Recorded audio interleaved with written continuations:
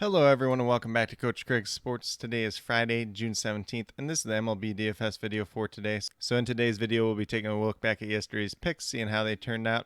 Talking about my core picks for today for the FanDuel main slate. It is 11-game main slate overall, and then going over my top GPP stacks for my article over at WeBetATS.com. I believe at the time of this recording that article is not out, but once that is available, I will leave the link down in the comments below. But without further ado, we'll get started with a recap of yesterday's picks. At the pitcher position, we initially had Luis Severino. Unfortunately, he was scratched yesterday and placed on the COVID list. Kind of last minute, but we found out early afternoon, so he had plenty of time to pivot. When I found out, I posted down in the comments, you could go up to Zach Wheeler, a couple extra dollars, or you could go down and save a couple extra dollars at Shohei Ohtani. Zach Wheeler, $10,600, ended up with 37 points. He is ahead. He was the third overall pitcher on yesterday's slate. And then Shohei Ohtani, $10,200. He got to 46 points, and he was ahead in the top overall pitcher on yesterday's slate. So pitching was pretty good yesterday. Also, if you looked at my cheat sheet, I had Bo Brisky, who was the second overall pitcher, and a pay down spot as well. And then we had first baseman Rhys Hoskins, $3,600, got to 9.2 points. I gave him a hit since, he was over that 9-point threshold. He was the third overall first baseman yesterday, so not a bad day by any means. Then we had his teammate Alec Bohm at $2,500, got to 3 points, so he was a push yesterday. Not anybody that really helped us, not anybody that really killed us either. Then the last two guys we had was Willie Adames at $2,900. He got 0 points yesterday, 0 for 4, so he was a miss, unfortunately. And then Joey Gallo at $2,500 got 0 points, was 0 for 2, and was a miss as well. So just kind of unfortunate with those two. Yesterday, really what it came down to is having the right pitcher and then either having exposure to Mike Trout or Kyle Schwarber. There's a couple other guys in there that probably helped your lineup out overall. But if you had those, you probably did pretty well. If you didn't, you probably didn't. Yesterday, just kind of the way it worked out. But with that being said, we'll get moved over to the core picks for today. So we're going to start off with the pitcher position and John Gray at $8,600. He's going against the Detroit Tigers today. He has pretty limited history versus them, but the history that he does have against this Detroit team is pretty good outside of Javier Baez, who's 3 for 3 with a home run versus him. But Javier Baez has really been struggling to hit the ball as of late, pretty much the whole year. But, so I'm not really afraid of that. John Gray, he's had double-digit strikeout games 2 out of the past 3 games, over 40 points in 2 out of the last 3 games, 49 and 58 points in those games. So definitely a lot of upside there today, so definitely have some interest in him. In $8,600, pretty reasonable price tag overall. Then we move down to second base with Jeff McNeil, $2,700, pretty decent price tag for him if I'm being honest, over 9 fantasy points per game on this season. Goes against Pablo Lopez today, who's pitching. He's kind of got that wrist injury too, so might not be on top of his game. And Jeff McNeil is 3 for 7 with 1 home run versus him in his career, so definitely could be some upside there today. Then we move down to third baseman Nolan Arenado, $3,600. Last couple of games been a little bit slower, but averaging about 10.5 fantasy points per game on the season.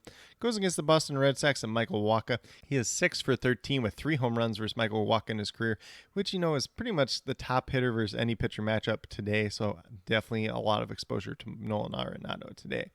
Then we'll move down to outfield with Michael Brantley, $3,100, averaging exactly 9 fantasy points per game on the season. Don't see that too often. He's going against the Chicago White Sox today and Lucas Giolito on the mound. Giolito, he's a good pitcher, but this Astros team hits fastballs very, very well. Giolito mainly throws fastball changeup. Michael Brantley's hit him very well in the past, 6 for 12 with 2 home runs, so definitely a lot of upside there today. Then on the opposite side of that game, we got Andrew Vaughn at $2,800, averaging over 10 fantasy points per game on the season. 3 for 5 with 1 home run versus Framber Valdez in his career, and he is on a 5-game hitting streak at this point in time. So definitely have some interest in Andrew Vaughn today. But with that being said, if you go with the 5 players that I do have listed here, you have $14,200 remaining, just over $3,500 per player.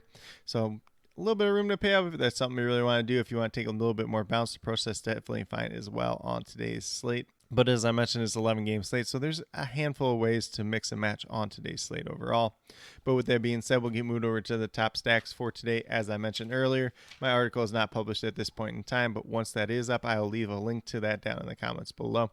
So the top stacks that I do have today are the Chicago White Sox going against Framber Valdez.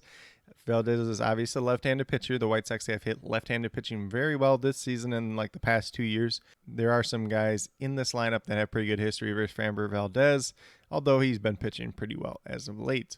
Then on the opposite side of the game, we have the Astros going against Lucas Giolito. Mentioned this a little bit with Michael Brantley. Giolito mainly throws fastball changeup, and this Astros team, going back to last year in the playoffs too, is a team that hits fastballs very well. So it's not a very good matchup for Lucas Giolito, and a lot of these hitters do have some pretty decent history versus him as well. Then we have the Yankees going against Ross Stripling and the Toronto Blue Jays.